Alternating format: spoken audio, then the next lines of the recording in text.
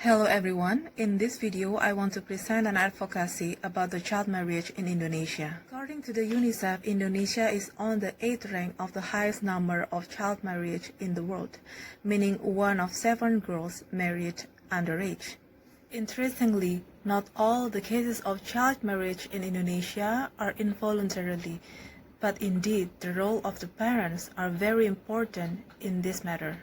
There are some important factors causing the problem of child marriage in Indonesia, from deeply entrenched cultural tradition, patriarchal culture, poverty, lack access to education, the role of media, and Indonesian marriage law.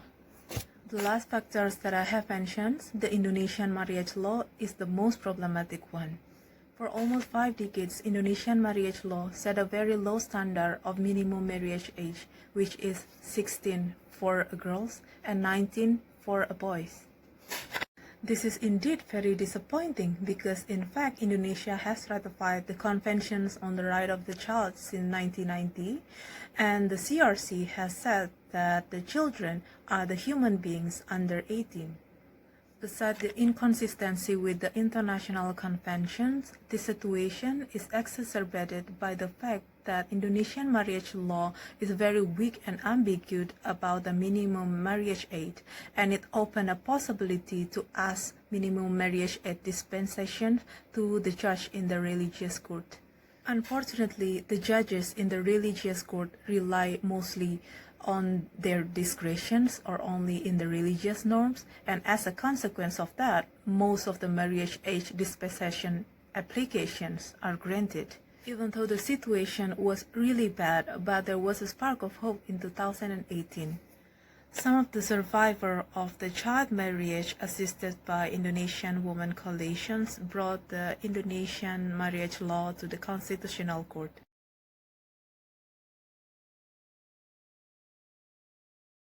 As a result, in 2019, the minimum marriage age was revised through the law number 16 of 2019. So now the minimum marriage age for the boy and the girl are 19. But does that solve the problem? Unfortunately, it is not. In 2020, the VOA Indonesia has recorded that 64,000 Indonesian underage girls were married during the pandemic. The minimum marriage age dispensations applications to the Indonesian religious court remain high. Even in one area in East Java, the minimum marriage age applications was spiking to 300%. This problem, I believe, is because that the Indonesian marriage law is still allowing the minimum marriage age dispensation.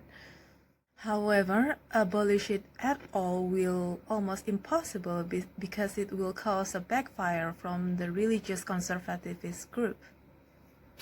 Because applying the human rights standard in Indonesia is a matter of applying human rights in a pluralist world, meaning we need to adjust the strategy and vernacularize while still keep our eyes on the goals.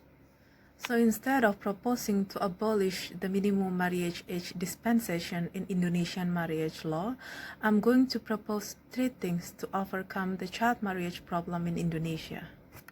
As there is no clear guideline for the judges in the religious court in granting the minimum marriage age dispensation, so the judges tend to rely on their discretions and the religious norms. So they need a clear guideline from the Supreme Court. So first, I propose that the Supreme Court issued a clear guideline for the religious court judge to granting the minimum marriage age dispensation.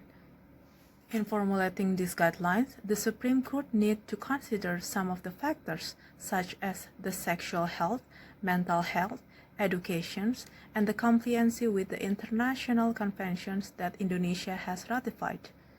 In addition, in formulating this guideline, the Supreme Court need to sit and discuss together with some stakeholders, such as the expert on the child rights, the child health, the Ministry of the Child and Women Empowerment, the activists, the NGOs, and also education specialists. Secondly, I propose to make the basic education mandatory in Indonesia. Today, the basic education is for free in Indonesia technically, But then there are a lot of things that impeding the access of the children, particularly for those in remote area, to access the basic educations. This thing can be the transportation, the cost of the uniform, the books, etc. So I propose that the government guaranteeing the fulfillment of the educational costs, not only the tuition fee, and make sure that the parents and the guardian facilitate their children to go to the basic educations and give a sanction for those who prevent their children to pursuing their basic education. Because in many cases, the child marriage happen when the children cannot access their basic education anymore. Therefore, a better solution will be to marry early. Therefore, the basic education is essential to overcome the child marriage problem. And lastly, the media control.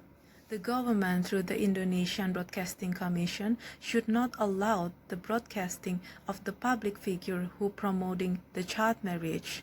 So the news of the celebrity or any show that promote a child marriage in the name of the religions or anything should not be aired in the mainstream media.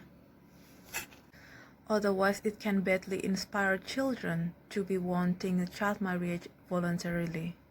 In addition, any stakeholder, be it governmental or non-governmental actors who really care about the problem of child marriage in Indonesia can start to create an educational or entertainment platform and spread it to the social media by using the influencers or even the religious actors, emphasizing the importance of pursuing the basic or even higher educations and also emphasizing the drawbacks of the child marriage.